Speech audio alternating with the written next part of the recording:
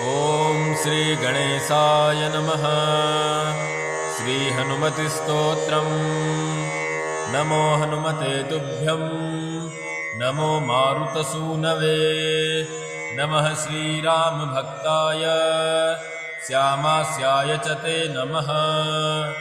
नमो वानरवीराय सुग्रीवसत्यकारिणे।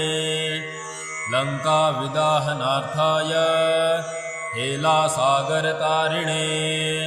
सीताशोकविनाशाय राममुद्राधराय च रावणात्कुलच्छेदकारिणे ते नमो नमः। मेघनादमखध्वंसकारिणे ते नमो नमः। अशोकवनविध्वंसकारिणे भयहारिणे। वायुपुत्राय वीराय आकाशोदरगामिने। वनपालशिरश्छेद लङ्काप्रासादभञ्जिने। ज्वलन्तनकवर्णाय दीर्घलाङ्गलधारिणे। सौमित्रीजयदात्रे च रामदूताय ते नमः। अक्षस्य वधकर्त्रे च ब्रह्मपाशनिवारिणे। लक्ष्मणाङ्गमहाशक्ति घातक्षतविनाशिने। रक्षोघ्नाय रिपुघ्नाय भूतघ्नाय च ते नमः। ऋणवानरवीरौघ प्राणदाय नमो नमः। परसैन्यबलघ्नाय शस्त्रास्त्रघ्नाय ते नमः। विषघ्नाय द्विषघ्नाय ज्वरघ्नाय च ते नमः। महाभयरिपुघ्नाय भक्तताणोककारिणे।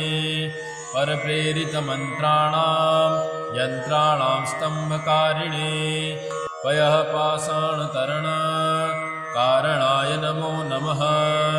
बालर्कमण्डलासाग्रकारिणे भयहारिणे।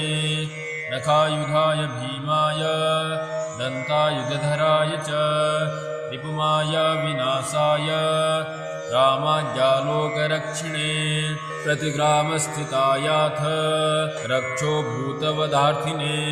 करालशैलशस्त्राय धूम्रशस्त्राय ते नमः। बालैर्गब्रह्मचर्याय रुद्रमूर्तिधराय च विहङ्गमाय सर्वाय वज्रदेहाय ते नमः। कौपीनवाससेतुभ्यं रामभक्तिरताय च दक्षिणासाभास्कराय शतचन्द्रोदयात्मने। कृत्याक्षतव्यथाग्नाय सर्वक्लेशहरणाय च स्वामयाज्ञा पार्थसङ्ग्रहग्रामसङ्ख्ये संजधारिणे। भक्तान्तदिव्यवादेषु सङ्ग्रामे जयदायिने। किलकिलाबुबुकोच्चार घोरशब्दकराय च सर्पाग्निव्याधिसस्तम्भकारिणे वनचारिणे। सदा वनफलाहार सन्तृप्ताय विशेषतः महार्णवशिलाबद्ध सेतुबन्धाय ते नमः। वादे विवादे सङ्ग्रामे भये घोरे महावने। सिंहव्याघ्रादिचौरेभ्यः स्तोत्रपाठाद्भयं नहि।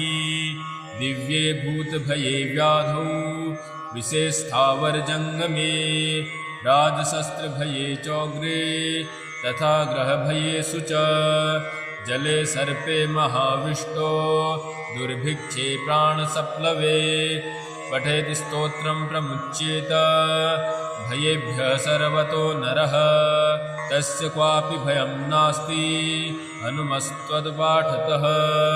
सर्वदा वै त्रिकालं च पठनीयमिदं स्तवम्। सर्वान् कामान् वाप्नोति नात्र कार्या विचारणा। विभीषणकृतं स्तोत्रं ताक्षेण समुदीरितं। ये पठिष्यन्ति भक्ता वै सिद्ध्यस्तत्करे स्थिताः।